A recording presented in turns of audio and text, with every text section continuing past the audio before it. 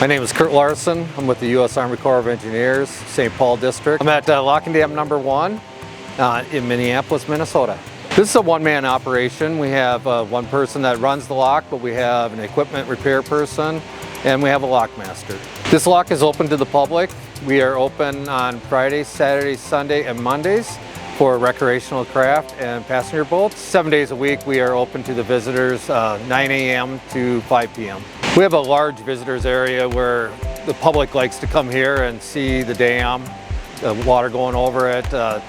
They actually like to see all the wildlife. When arriving, come through the visitors gate. It's a self-guided. You get to look at several signage on tonnage that comes through here, all the locks that are on the river.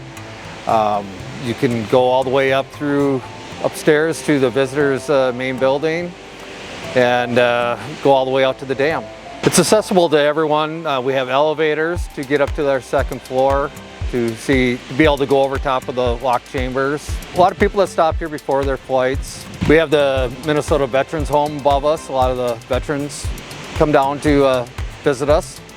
We have a lot of schools that come here. There's some days there'll be 700-800 people come through here for students to check out the place. We have a lot of kayakers that come through and a lot of people that are trying to do the whole river. We are one of the first locks that they get to really experience going through.